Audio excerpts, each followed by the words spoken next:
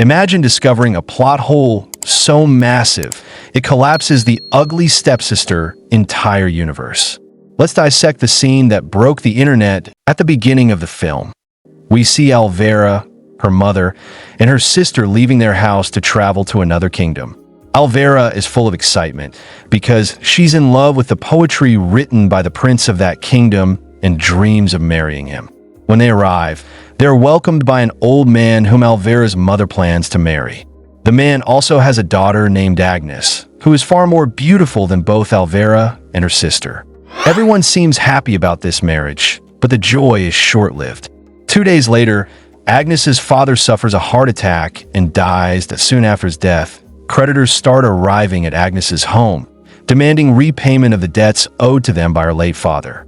When they find out that he had recently married Alva's mother, they begin to threaten her, warning that if she doesn't pay soon, they'll seize the palace-like house and all its land. In truth, Alva's mother is also penniless. She had married the old man in hopes of preserving her pride and social status, unaware that he was as broke as she was. She pleads with the creditors for a few months and falls into shock, realizing she had been deceived. As her beauty fades and her age increases, she knows she can no longer rely on her looks to attract another wealthy man. Her savings are nearly gone. Seeing her mother in such distress, Alva offers hope. She promises that she will marry Prince Julian and solve all their problems. But her mother looks at Alva with skepticism. She is not beautiful, and few people are drawn to her. For Prince Julian to fall in love with her would require a miracle. Alva's younger sister is still too young for marriage, making Alva the only viable option to improve the family situation. Meanwhile, Agnes grieves deeply for her father. She sits beside his lifeless body and prays for her late mother to help fix everything.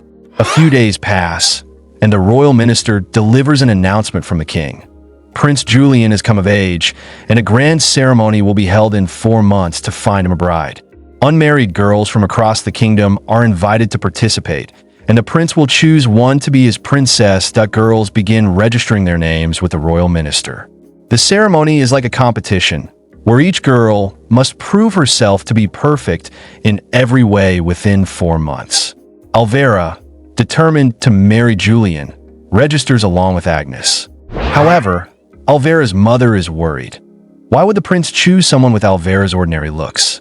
She decides that Alva must undergo a transformation and takes her to a plastic surgeon. Alva's mother is so confident about her daughter's future that she tells the surgeon he'll be paid after the ceremony. The surgeon agrees and plans to operate on Alva's eyes, nose, teeth, and breasts. The first surgery is excruciating. He pulls out bones from her face with brutal tools, leaving her in immense pain. As soon as she recovers, the next session begins with a nose job. He shortens her nose, reshapes the bone, and fits her with an iron mask to help it heal in the desired shape. Despite the unbearable pain, Alva endures it all in hopes of becoming beautiful. She's also enrolled in a finishing school where she learns manners and ball dancing. At the school, Agnes is already ahead of everyone. Miss Sophia, the instructor, teaches the girls how to walk, talk, and dance like royalty. But despite the training, only 16 girls will be selected to attend the final ceremony. Days pass, and Miss Sophia notices that Agnes outshines everyone. Her beauty is natural, her dance is graceful, and she already knows proper etiquette. Alva, on the other hand, is placed in the back row with the less attractive girls. One day, Agnes asks Alva's mother if they could finally hold her father's funeral. His body is rotting, and it's unbearable. But Alva's mother coldly refuses. She says there's no money for a funeral and insists that every penny must go toward Alva's preparation. The funeral can wait until Alva is chosen by the prince. This deeply affects Alva. She realizes her mother loves her more than Agnes because she sees her as their last hope. Motivated, Alva begins working harder and slowly starts moving up the ranks. After 40 days of training, Miss Sophia announces the 16 girls selected for the ceremony. Agnes tops the list. Alva is shocked to find her name at the very bottom. Everyone is surprised she cut, considering the bandage on her nose, which ruined her appearance. Training continues, but Alva struggles with the art of poise and grace. Agnes excels once again. Miss Sophia harshly tells Alva that her selection wasn't based on merit, but because her mother paid for it. This devastates Alva. At home, her mother hires a designer to create stunning gowns for her, but the designer complains about her weight. Alva had been eating excessively. To slim her down, her mother puts her on a strict diet of lemon water, ate to tea school. Miss Sophia interviews the girls to gauge their inner beauty. Agnes, once again, impresses everyone. But when Sophia speaks to Alva, she's touched by her resilience. Despite the mockery and pain, Alva keeps fighting. Wanting to help, Sophia secretly gives her a tapeworm egg and tells her it will keep her slim. She says Alva can take an antidote after marrying the prince to kill the worm. Alva's younger sister warns her about the dangers, but Alva, desperate to be chosen by Julian, consumes it. Prince Julian arrives for a hunting expedition. Alva sees him and renews her dreams. Later, she notices Agnes talking to one of the servants and tells her mother. Furious, her mother beats Agnes and demotes her to a servant in their own house, confining her indoors. Alva is thrilled. Her main competition is out of the picture. She keeps secretly eating food, even though her mother forbids it. Agnes brings her the food out of pity, not knowing Alva is using it to her advantage. 3 months pass. Alva's nose surgery heals beautifully. She is more confident now. Her mother takes her back to the surgeon for further enhancements. Alva undergoes painful procedures on her eyes and breasts. She grows weaker, hungrier, and even starts losing her hair due to the tapeworm. Agnes continues sneaking her food. Meanwhile, Miss Sophia grows concerned about Agnes's absence.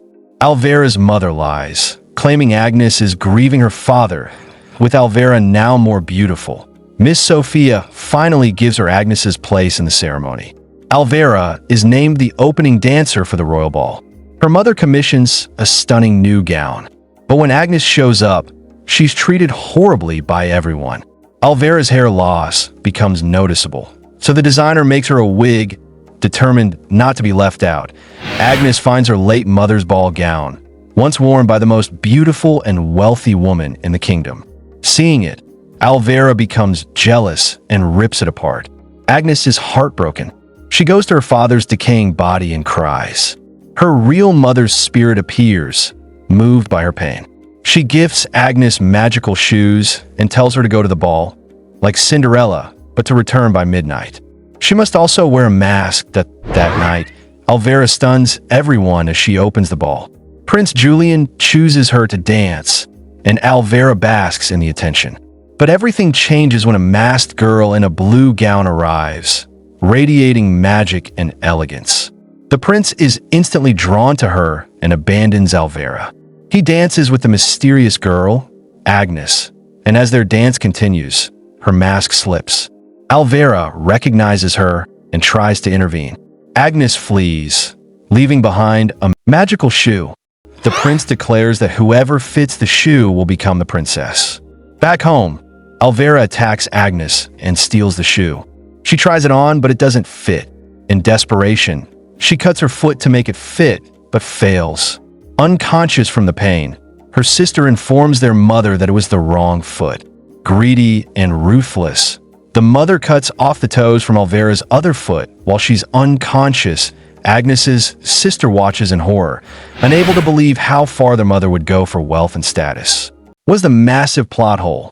Trying on a shoe. Surely the prince can see from faces who is and is not his true love. Or maybe it isn't a plot hole. Agree? Disagree? Let's start comment civil war. And if you're obsessed with hidden movie secrets, smash that bell. Our next video might ruin your childhood. Enjoy more movies, be subscribed.